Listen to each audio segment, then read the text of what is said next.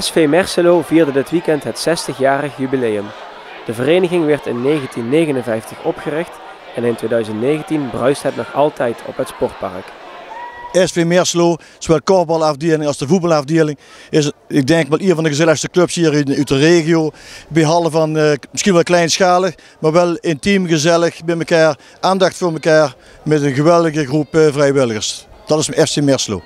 Mensen die veel hebben betekend voor de club werden op zondag in het zonnetje gezet en gehuldigd. In de KNVB is hier vanmiddag geweest door het mijn hoofd 11, ik heb iets met 11 trouwens, 11 jubilaars hier op het podium neer te zetten.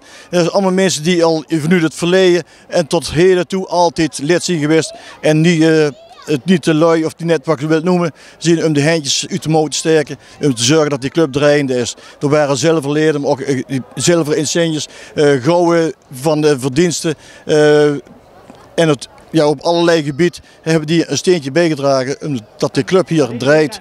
Eén van hen is Toon Maassen. Hij zet zich al langere tijd op meerdere manieren in voor de club, maar geeft aan dat jeugdige inbreng ook gewenst is. Nou, ik ben al 33 jaar jeugdtrainer, gediplomeerd jeugdtrainer. Ik doe fluiten zondags, ik begeleid alle jeugdteams eigenlijk een beetje. Maar nu wil ik een beetje rustig aan gaan doen. Ik wil samen met mijn vrouw gaan fietsen, genieten, wandelen. Dat vind ik ook wel belangrijk. En als anderen dat nou eens overnemen, 33 jaar, dan is het ook prima. Nou, ik probeer iedere zondag te fluiten. En niet het eerste team, want dat mag ik niet. Het tweede en derde team. En dat vind ik gewoon gezellig. En dan blijf ik ook een beetje op conditie. Tijdens het feestweekend stond er een grote feesttent op Sportpark De Vloed. En werd er gedurende 3 dagen een zeer gevarieerd programma geboden. Ja, het is vrijdagavond begonnen met Roosenthaler, min of meer als meesterste band als het ware. Gewoon hartstikke gezellig, mensen bovenop de toffels. Die weten die jongens een geweldige sfeer te brengen. Dat was meteen de start van dit jubileum. Gisteren overdag geweldige jeugdspelen. Geweldig opgezet door een jong hier het meester van Gijs Rongen. Die er de kiek op heeft hoe je dat moet doen. En het prachtig georganiseerd heeft. Er wordt tot gisteravond 8 uur mee bezig waren. Klein en groot tot senioren toe. Ja, en vandaag heb je gezien vanmorgen de brunch met een dikke 300 mensen hier in de tent, feesttent hier, met huldiging van de jubilarissen. Dus en nu is op het moment is de loterij aan de gang, dus dat komt allemaal goed. En het zal nog wel een gezelligheidje worden vandaag.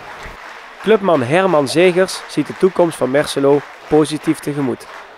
Ja, dat is, ik vind dat gewoon, we moeten het heel positief bekijken.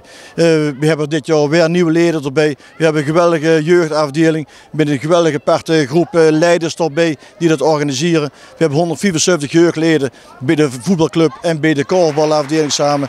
En dat is fantastisch. Dus de jeugd zit eraan te komen. En die hebben we ook gemerkt in het comité van dit feest. De jeugd hebben we er ook bij. En die hebben andere ideeën als dat wij, wat ouderen, dat hebben. En dan moet ook die mix, en daar is dit feest uitgekomen, maar ook de toekomst van de club. Hartelijk bedankt.